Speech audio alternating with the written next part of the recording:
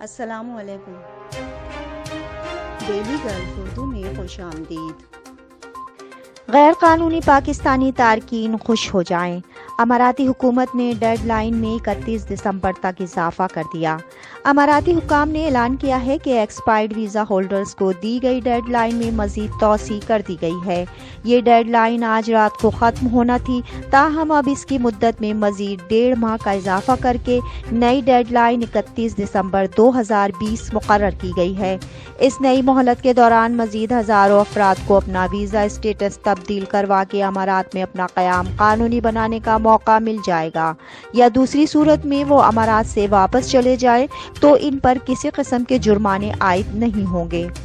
Corona کی وبا نے دنیا کی مشہور ایئر لائن کو معاشی بحران میں مبتلا کر دیا۔ کرونا کی وبا نے ایمریٹس ایئر لائن کو بھی معاشی طور پر بڑا دھچکا دیا ہے۔ ایمریٹس، جو کہ ہمیشہ منافع میں رہی ہے، کرونا وبا کے دوران فضائی آپریشنز معطل ہونے کے باعث ایمریٹس گروپ کو 30 سال میں پہلی بار کاروباری خسارہ ہوا ہے۔ ایمریٹس گروپ کے مطابق اسے اپریل سے ستمبر 2020 کے دوران 14.1 ارب درہم کا خسارہ اٹھانا پڑا ہے۔ دبئی کے ولی عہد شیخ حمدان کی سائیکلنگ ٹور میں شرکت۔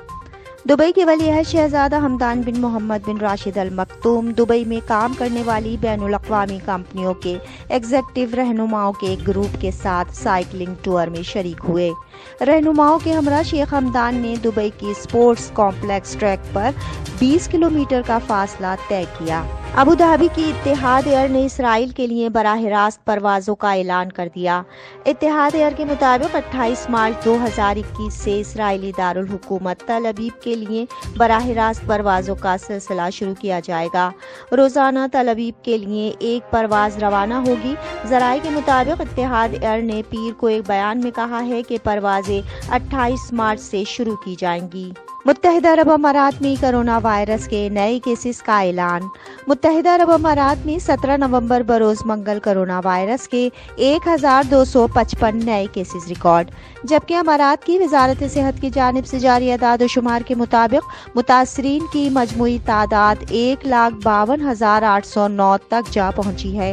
پچھلے 24 گھنٹوں میں 715 صحت یابیوں کے بعد صحت یابیوں کی کل تعداد 1,44,647 ہو گئی ہے۔ آج کرونا سے مزید 4 ہلاکتوں کے بعد ہلاکتوں کی کل تعداد 538 ہو گئی ہے۔ ڈاکٹروں نے کرنسی کو کرونا سے پاک کرنے کا طریقہ بتا دیا۔ تفصیلات کے مطابق متحدہ عرب امارات کے ڈاکٹروں کا کہنا ہے کہ کاغذی کرنسیوں کو دھوپ میں رکھنا کرونا وائرس کے ممکنہ پھیلاؤ کو روکنے کا ممکنہ حل ہو سکتا ہے۔ ڈاکٹروں نے لوگوں کو محتاط رہنے کی تاکید کرتے ہوئے کہا کہ بینک سے نقد رقم لیتے ہوئے ڈرنے کی نہیں بلکہ احتیاط کی ضرورت ہے۔ بینک نوٹوں کو دھوپ کی روشنی میں رکھنے سے سارے جراثیم مر جاتے ہیں، جبکہ سکوں کو صابن اور پانی سے دھویا جا سکتا ہے یا جراثیم کش اسپرے کیا جا سکتا ہے۔ اب تک کے لیے اتنا ہی۔ اگلے بلیٹن تک کے لیے خدا حافظ۔